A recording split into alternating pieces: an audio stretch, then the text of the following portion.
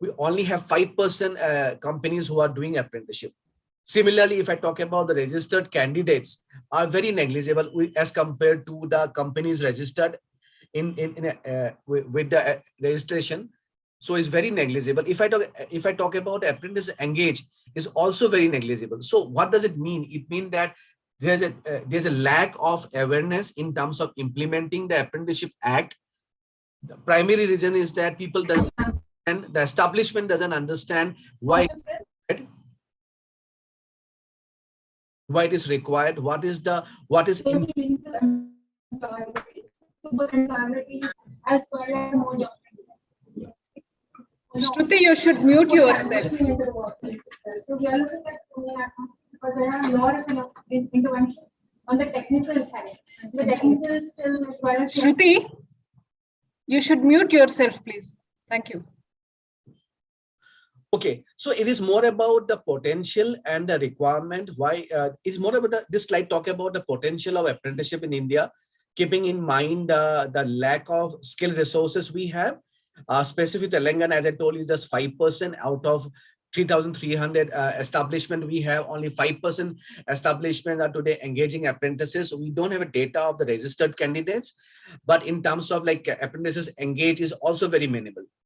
So when I go back, when I'm talking about the complete insight of the apprenticeship program today, the total apprentices engaged in India is not more than 10 lakhs, right? Out of which the engaged apprentices is cumulative. It is not about the active apprentices. If I talk about the active apprentices in India is not more than 5 lakh. So if you see a country like India who has so many establishments, we have just 5 lakh active apprentices in India.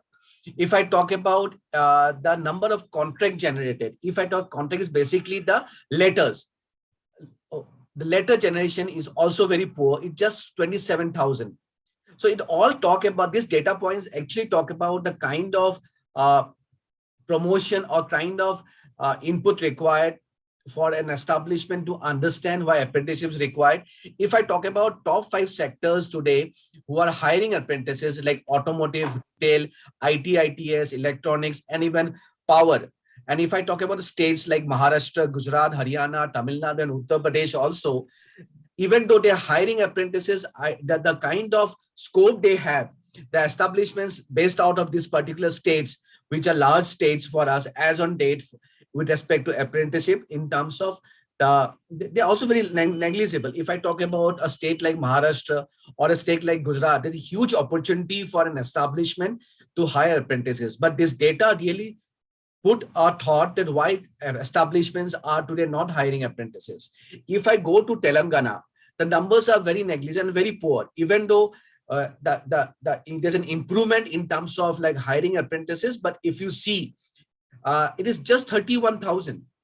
A state like Telangana, who can hire a lot of apprentices, it is just a minimal hiring which has been done by establishment under Apprenticeship Act. If I talk about the sectors today which has hired apprentices, the establishments hiring apprentices in Telangana, I think the most talking about retail, IT, ITS, automotive.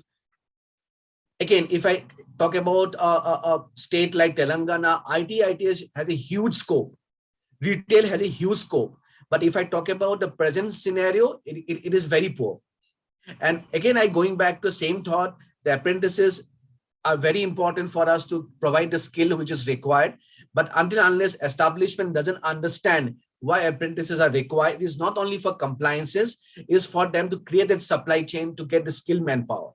So this slide talk about the data points, which clearly shows the kind of potential which is there against what we are as on date with respect to apprenticeship ecosystem implementation.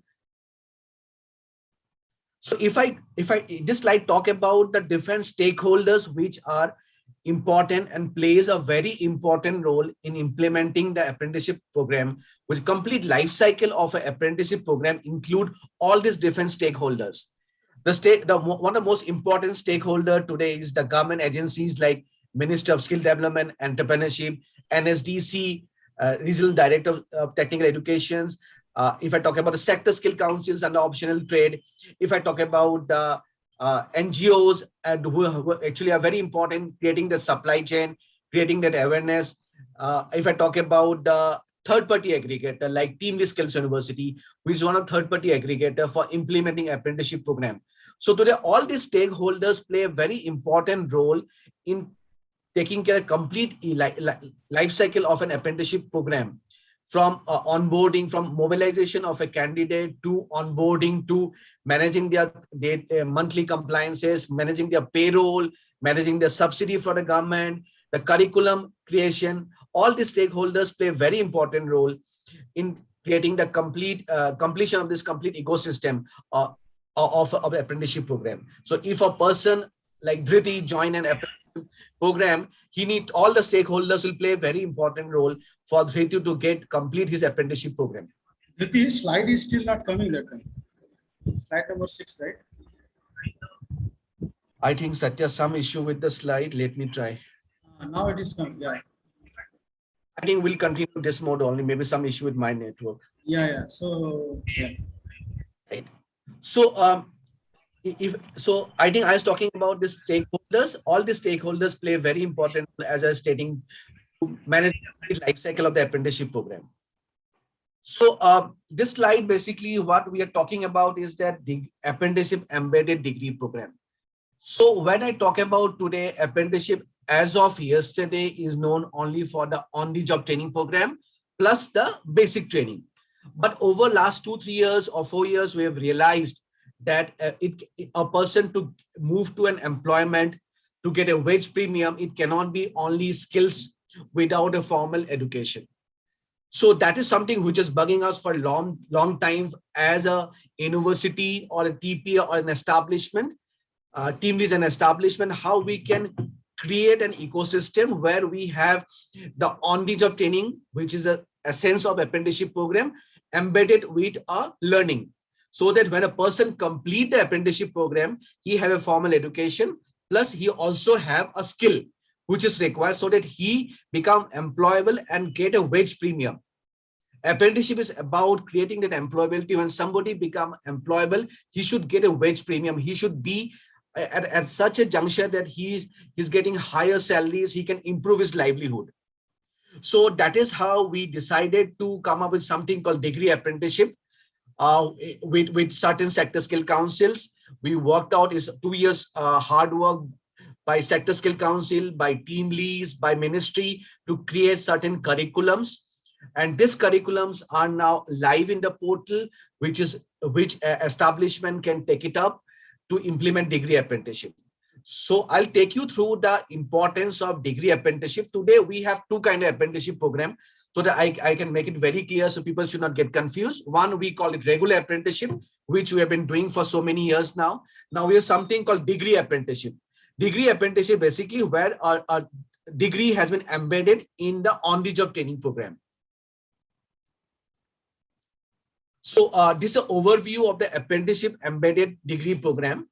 So when I talk about, if I differentiate between a regular apprenticeship and a degree apprenticeship, a regular apprenticeship can be for a duration of 3 months to 36 months. There are few curriculums where we have 3 months. Otherwise, most of the curriculums are like 6 months. So there's a recent circular also, which came from DGT stating that a curriculum under optional trade cannot be more than 1 year. So it's very important now the establishment who is looking for a longer duration to train the apprentices, they should look for degree apprenticeship. So degree apprenticeship basically for 36 months. So it is basically 3 years of on-the-job training plus 3 years of education. When I talk about the education qualification for an apprentice to be a degree apprentice or a regular apprentice can be by anyone who is a 5th pass or somebody who has done a basic literacy program. Whereas when somebody need to get enrolled in a degree embedded apprenticeship program, he either need to be an ITI diploma holder or a 12 pass. When I talk about the assessment part of it, a regular apprenticeship program, apprentice need to go through an assessment. The establishment need to conduct the assessment 40 days before completion of the on-the-job training program. Whereas in a degree apprenticeship program, every 6 months. So each QP is 6 months. When I talk about a QP is basically 1 semester, which include on-the-job training plus the education from the university. So every 6 months, there's a semester, and there's an assessment by the sector skill council. There's an assessment by the establishment, and there's an assessment by the university. So basically, there are 4 or 5 stakeholders, which I'll take you through in my next slide, which play a very important role in terms of implementing the degree apprenticeship. When I talk about the basic training applicability, under regular apprenticeship program, anyone who is a 12 pass, he or below need to go through a basic training, which is a classroom session or an online session with recent amendments in terms of simplifying apprenticeship. Now an establishment can have BTP online also. But when I talk about a degree embedded apprenticeship program, there is nothing called BTP. From very first day, the apprentice can be on the floor doing his OJT along with his degree through an online model. So when I talk about the higher learning, here the higher learning, if I specific to regular apprenticeship, there is no higher learning corridor, because it is purely an on-the-job training program with some BTP as per the certain job roles. When I talk about degree apprenticeship, every domain will going to have a specific degree. If I talk about automotive, today we have a 3 years degree program, which is automotive BSc in automotive mechatronics. The person need to be an ITI or a diploma holder or a 12 pass, and he'll be pursuing his BSc in automotive mechatronics along with on-the-job training program. So the training program, which is OJT and the degree, the learning part has been worked out in such a way that after working hours, he can do his study to an online model, to an LMS, and then he can pursue his learning part of it. At any point of time, any establishment want the university faculties to go and do some kind of a refresher session, that can be also done. When I talk about the subsidy, today everybody is talking about the NAP subsidy part of it. NAP subsidy is applicable for regular apprenticeship for whatever duration the apprenticeship program is there, 1 year, 6 months, or 2 years. Whereas in degree apprenticeship, the establishment can get a subsidy and take the benefit of subsidy for complete 3 years. Now, if I talk about who will certify these apprentices, under regular apprenticeship program, the certification is given by Sector Skill Council, NSDC under optional trade, and DGT for designated trade. Whereas if I talk about the degree embedded, it is by the Sector Skill Council, NSDC, and the university where the apprentice is pursuing his education.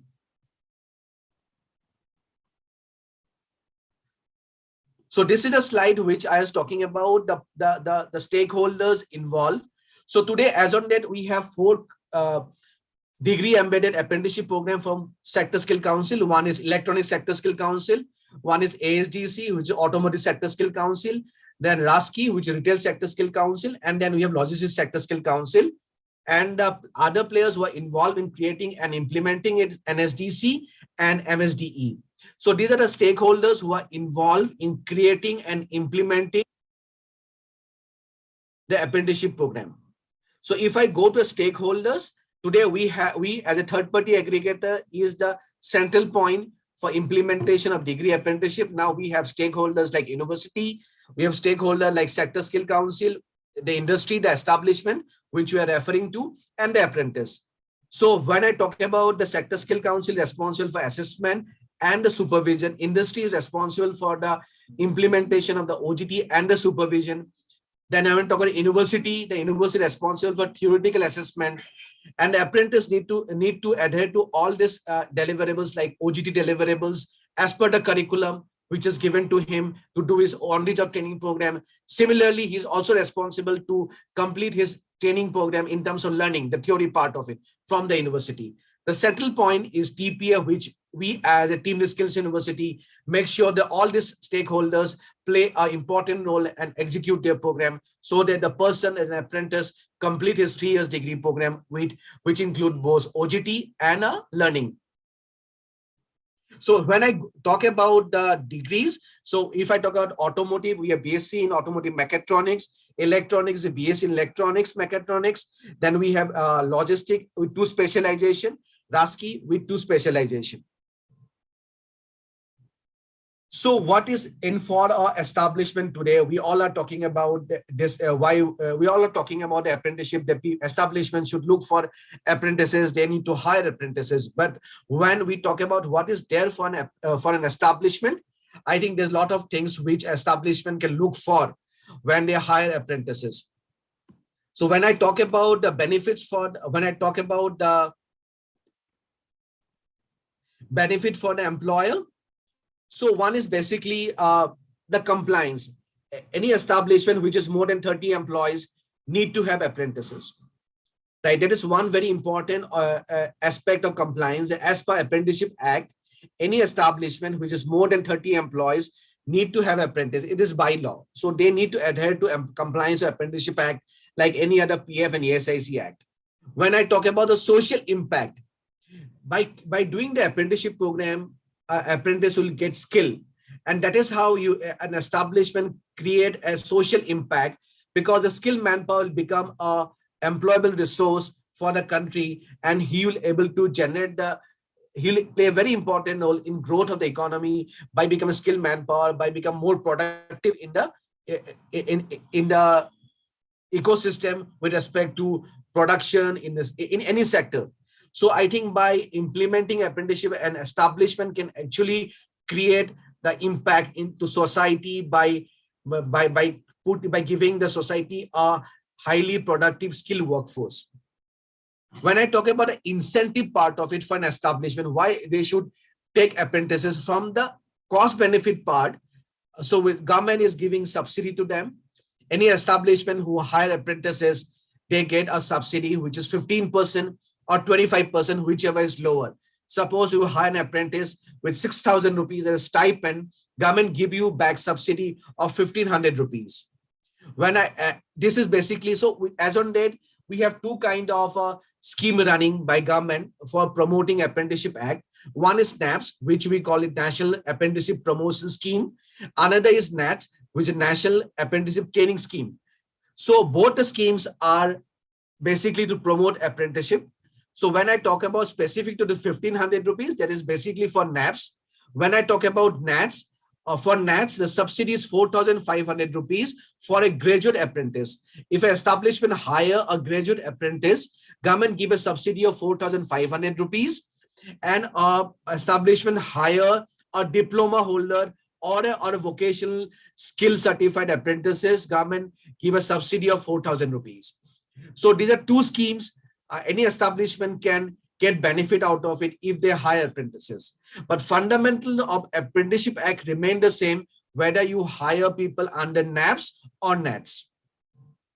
So if I talk about one of the most important thing when you hire a person, an apprentice, is basically the cost benefit. When you hire an apprentice, any candidate you hire, you don't know whether he's going to be productive for your organization or not, whether it'll make sense for your organization or not in terms of like outcome. So you need some time to gauge that particular person, a fresher coming out of a college or a university. So you get a good amount of time, maybe in the form of 3 months, 6 months, 1 year, 2 years, to gauge that person whether he become productive or employable for your or for the economy or not. For that, during that time frame, you don't have to pay PF and ESIC. They will be covered under employee compensation, but PF and ESIC will not be applicable for apprentices under Apprentices Act until that person is an apprentice. The moment they move to an employment, they'll get the benefit of PF and ESIC. But until and unless they don't move to employment, they will be exempted for this as per the Apprenticeship Act. One very important factor which going to help the establishment is a CSR. Any apprentice you hire, there's circular for Ministry of Corporate Affairs stating that if you hire an apprentice, anything which is beyond 2.5%. So why is 2.5%? Beyond 2.5% is basically 2.5% is a compliance need, which I was talking about when we started this benefit for employers. Any establishment which is more than 30 employees need to have apprentices. They need to have minimum 2.5% apprentices. Anything beyond 2.5% to maximum 15%, which is if I subtract 15% minus 2.5%, 12.5%, the cost which our establishment incur in apprenticeship program, become a CSR applicable fund. So anything beyond 2.5%, any expenses done in terms of stipend, in terms of their training, in terms of their education, the establishment can actually take the benefit of CSR for that particular amount. When I talk about the organizational stability part of it, today, every organization, every industry go through a lot of attrition, lot of struggle to get the right kind of people. Through apprenticeship program today, establishment create that stability. It is not that you hire apprentice from the very first you'll get a stability in terms of the attrition, but over 6 to 5 months time, you'll see the apprentices are more productive, they are more loyal to the establishment, they as compared to a regular employee coming out of a campus as a fresher. I am not putting the experienced people, anyone who is an employee, fresher coming out of a campus, joining as an employee, and a fresher coming out of a campus, university or college, joining an apprentice, you'll always find the apprentices are more productive because they see a growth path. They see a succession plan. Because of this thing, they are more loyal, they are more stable, they are more productive. And once they complete the apprenticeship program, they can be taken as an employee. So all these factors make the organization stability in terms of the attrition. Attrition is one of the most important cost factor today when we all are talking about productivity, cost benefit, cost reduction. I think that's any establishment hiring apprentices, they really get this benefit of having apprentices which give a stability to their supply chain. So when I talk about the workforce pipeline, I think this has been proven across the globe that if you hire apprentices, this is the best way to create a pipeline for future workforce. This is the best way you can create a bench of people when to take care of your attrition part. So these are top, or you can say core benefit for an employer to hire apprentices. I think the compliance, organizational stability, workforce pipeline, incentive, social impact, these are a very important strong points why an establishment or an employer should hire apprentices. I leave the ease of doing business, because ease of doing business is something which is very automated now. I think thanks to NSDC and government today, the apprenticeship program has become more digitalized day by day. So I think the way the portal has been managed, the complete life cycle of the apprenticeship program has been managed by NSDC, Sector Skill Council, and the ministry today. I think is very easy to implement Apprenticeship Act through a digitalized platform, which is Government Apprenticeship Program under NAPS.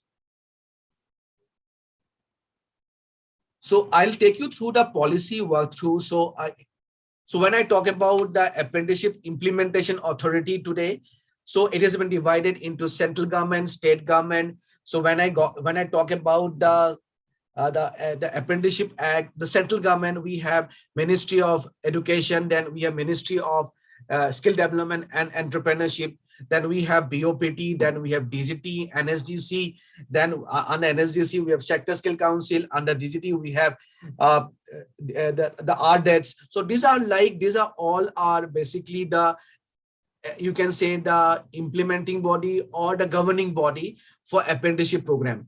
It looked like crazy when you see this particular authority, the implementation authorities, but to be very honest, everybody is very responsive today. They understand our establishment, any help required by establishment. All these authorities today are very pro to solving their problems, right? So whether it's like MSD, MOE, they understand why the apprenticeship is required and why establishment need to get quick response. So this is more about the hierarchy part of it, how implemented, what are the authorities who play a very important role in terms of implementing the apprenticeship program. These are like approval authorities for certain steps of apprenticeship program. For example, if I talk about later generation of a contract letter of an apprentice, so there's certain process, and every process go through our approval, which is automated to large extent, but all these players play a very important role in terms of approving or checking so that the checks and balances for the life cycle can be managed as per the compliance of the Apprenticeship Act. So I'll not take much time in explaining this, but again, all the stakeholders play a very important role.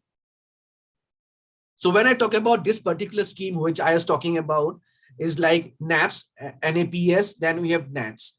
So when I talk about the authority who are involved and important players in terms of NAPS as an authority is DGT and then NSDC. These two are very important players or authorities in terms of governing this apprenticeship program with under the NAPS subsidy by MSDE.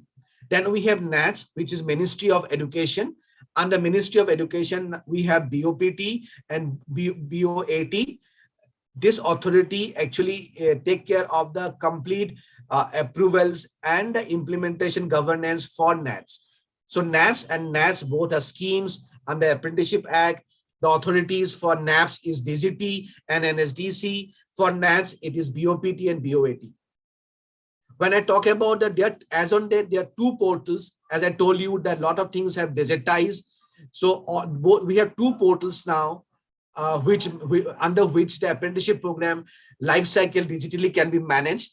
One is the NAPS, which is NAPS portal under NSDC and DGT. This another portal under under BOPT. So both this portal manage the complete life cycle, but both these portals have different domain and different, you can say the workflow is different, but again, the fundamental remain the same. The letters need to get generated. The process of implementation of the NAPS claim remains the same. When I talk about the minimum qualification under DGT, a person need to be an ITI. Under NSDC, which actually govern the optional trade. Now, under NAPS, we have two kind of program. One is designated trade, and is optional trade. So when I talk about the optional trade is managed by NSDC. And under optional trade, you can have anyone which is a 5th pass, 10th pass, 12th pass, ITI, or a graduate or a diploma holder. Whereas when I talk about NATS, NATS is basically you can have only graduates and diploma holders.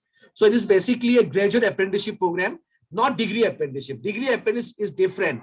It is embedded with the OGT. Here, a person who is a graduate or a diploma holder can do apprenticeship program. When I talk about duration, today duration varies from 3 months, 6 months to 36 months. With a new circular coming in, optional trade will going to have only 1 year maximum. Degree apprentice is going to have 3 years, and DGT programs will be as per the curriculum available in the portal. Under NATS, it is 1 year fixed. There cannot be more than 1 year. When I talk about the trade, as I told you, designated and optional trade, under NATS, which is basically designated, not optional trade. So any curriculum which is available under designated trade, that can be implemented under NATS. When I talk about the training assessment part of it, the assessment is done by NCVT, not NCVET. We get confused now. NCVT take care of the assessment for designated trade curriculums, and optional trade curriculum is managed by the Sector Skill Council and the establishment under which they are doing the apprenticeship program. Under NATS, we don't have an assessment, a defined assessment certification by authority, but we suggest the establishment to give an assessment, do an assessment and certify them so that they have something to prove, give a proof that they have done the assessment and they have been certified. When I talk about the minimum stipend, today minimum stipend, whether it's NAPS or NATS, is basically benchmark to education. If you hire an apprentice with a 10 pass, you get 6,000 rupees, or 12 pass get 7,000 rupees, ITI get 7,000 rupees, diploma get 8,000, 9,000. These are like benchmarking to a particular education. But if you're going to hire an apprentice, it is very difficult to get an apprentice at this stipend. It always benchmark to the particular industry and the job roles. But any establishment cannot pay less than this prescribed stipend with respect to education. So hike in stipend. So as on date, any apprentice who is doing an apprenticeship program which is more than 1 year, they get a hike in the stipend. If it's a 2-year program, the second year they get a hike of 10%, third year they get a hike of 15%. Under NATS, there's nothing called a hike under the for stipend because it's 1 year. It is not more than 1 year. So when I talk about again the subsidy part of it, we have already explained is 1,500 rupees or 25%, whichever is lower. Then when I talk about the subsidy for NATS, we've discussed 4,500 for graduate, apprentice, and for diploma, you get 4,000 rupees. The establishment get 4,000 rupees. We have similarly discussed about the basic training cost. The basic training cost, establishment can actually get a reimbursement for from the government if a person need to go to basic training. So every basic training, every curriculum has a basic training duration. Depending on that duration, the establishment can apply for a subsidy. The maximum subsidy cannot go more than 7,500 rupees. Under NATS, there is no basic training because all are like graduates. As I told you earlier, anyone who is 12 pass and below need to go through basic training under regular apprenticeship. So under NATS, there's nothing called basic training because everybody is a graduate.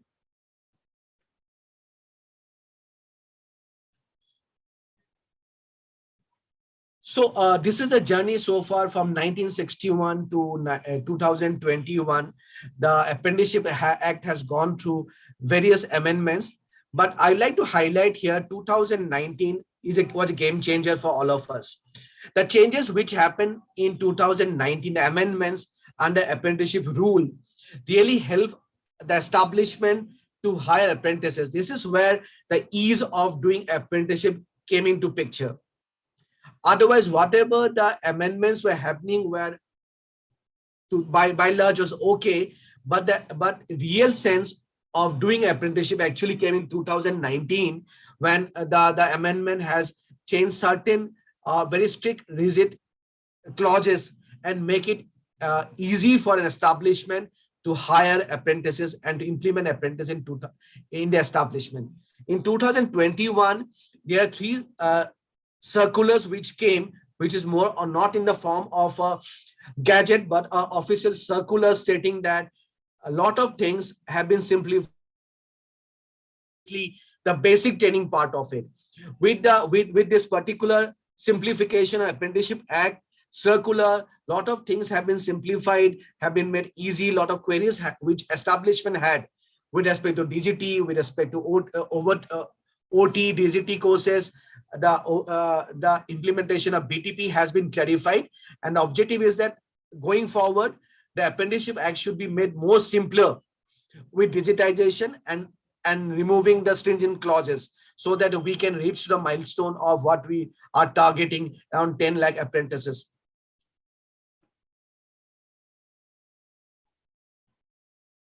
So again, this is the provision which I was talking about. Any employees which is more than 30 employees need to have apprentices by law. That is talking about the age criteria. So very important, the age criteria part of it. It is to be 14 years of age. He should be a fifth pass or basic literacy course certification is required. Any kind of industry like cement industry or some kind of industry where the apprentices cannot be less than 18 years of age. So when I talk about the contract, regulations, stipend, training, penalty clauses, all these are there. Today, it is not important for us to understand the penalty part of it. It's very important to understand that it's like wearing a helmet, right? Getting fined by a traffic police is not important, but wearing a helmet so that he is safe while driving is very important. So it's very important that establishments should hire apprentices for their own benefit. So I'll not take much time. I think we have discussed most of this pointers in my previous slides.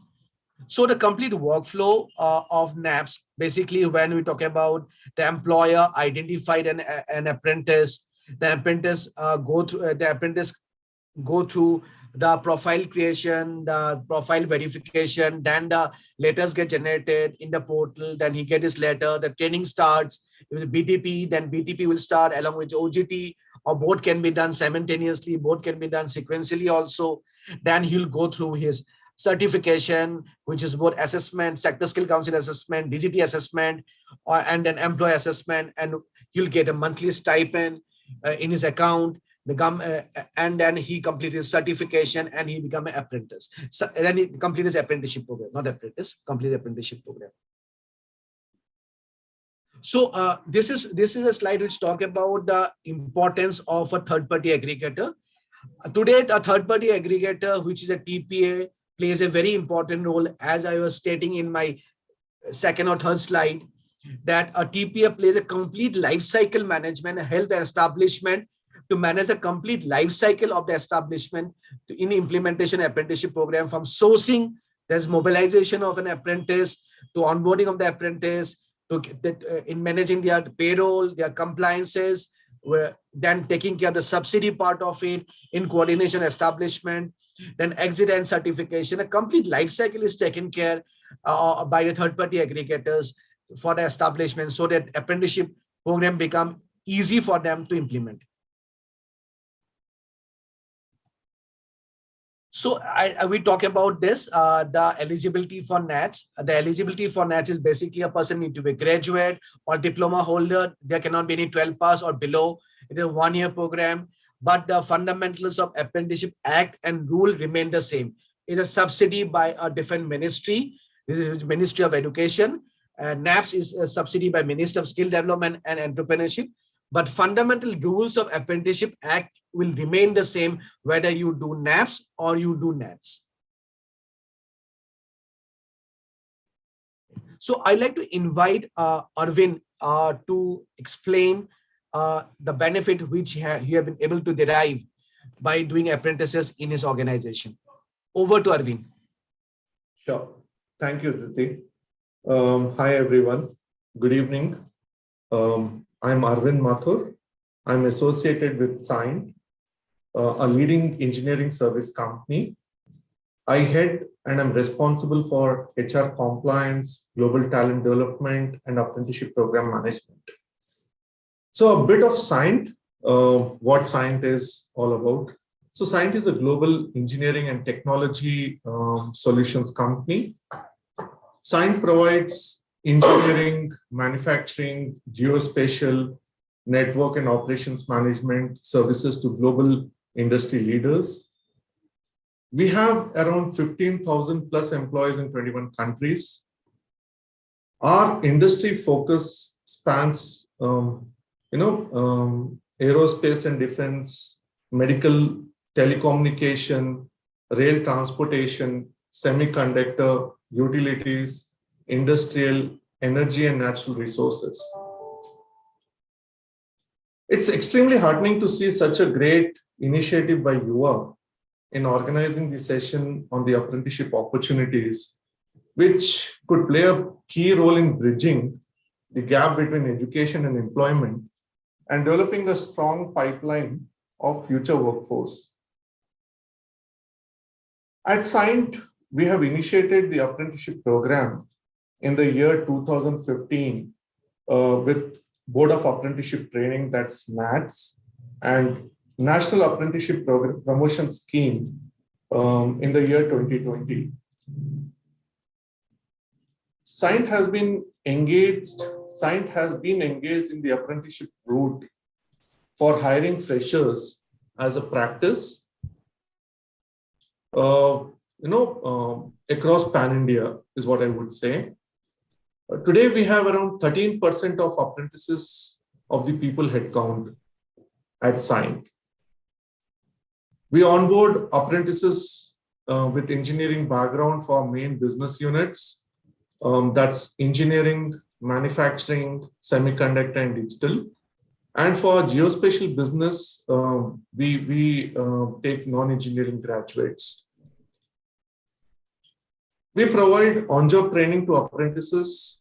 We assess the potential during the tenure and offer fixed-term employment. With the talent mix of engineering and non-engineering graduates with the apprenticeship program, we have developed a steady stream of skilled workforce pool at entry level, and that's helping grow our business. From the benefits, if we talk about, we provide project-related incentives, medical insurance, transport, and also a part of reward and recognition program at Signed. What is also good to see is, the onboarding to offboarding process is quite seamless on the apprenticeship portal, which is end-to-end an automated process. overall, if I summarize on the attrition part also, we have seen an overall reduction of 6%. So I'm sure with this sessions or the awareness sessions in the industry, the aim of strengthening the apprenticeship ecosystem is by bringing all these stakeholders on a common platform. This will not only help build a large and fully competitive workforce, but also build a collaborative strategy for preparing, upskilling, reskilling a future-ready workforce. So that's it from my side. Thank you. Yeah, thanks, Arvind. Thank you very much Thank for you. sharing your experience. Sure. Thanks, Satya. So this slide talks about the support system that we are bringing here to this session. So we have third-party aggregators. We have some of the leading third-party aggregators who are part of this working group. And other than this working group, other than these third-party aggregators, we also have list you can see here. By clicking on this list, you can see different third parties who are spreading across India. Okay. And then even for anything related to government support, for example, some process issue, or let's say with respect to some reimbursement or registration or anything, we have some government officers available here, and their connections are available here for NAPS and for NATS. And also Sector Skill Council plays a very critical role, in organizing different course curriculum design and all, and also understanding the skill requirement of the organization. So from that perspective, we have here IT, ITES, healthcare and all listed here. And also we have the complete list available in this list. So what we request all the participants, all our employers, colleagues join the session is to create opportunities for the apprentices and engage them, so that in helping the nation building exercise for this, for creating a solid talent pipeline. So that's what the request for all our participants here. So with this, I think I would like to thank you all for joining the session on behalf of the apprenticeship group, working group, and listening to us. We appreciate all your time and patience. And I think Dhriti has covered the details of the schemes, the contacts, and the processes about apprenticeship and what are the benefits of that and all. So I think this will be very helpful for all of you. So thank you, Dhriti, for leading this session today and taking all of us to the nitty-gritty of the apprenticeship program. And thanks, Mr. Arvind, for sharing your experience that you got while engaging apprentices in your organization at Science. Sure. Thanks. As a next step, thank you, Arvind. Thanks, Satya. So I'm so sorry. I think the PowerPoint presentation was not working. My apologies for that. Yeah, that's fine. So as a next step, what we request the participants here is that if some of you are already engaging apprentices, we encourage you to explore, reaching out to the maximum permissible limit of 15% of your headcount. And if you have not yet started or planning to initiate, you can let us know. We have people from government, we have people from TPS who can support in hand-holding to initiate the apprenticeship engagement journey in your organization. Okay. And so as a follow-up, we will try to reach out to you through emails if you are looking for any support, and you can let us know, and we will definitely support you in engaging apprentices in your organizations. Thanks to all of you. Thanks for joining us. Thank you. Yeah. Thank you all. Thank you, sir. Yeah. Thank Bye-bye. you. Thank you, Mr. Yeah, thank you, Satya. See you. Arvind and the three excellent presentation. Thank you. See you then. Thank you, Satya.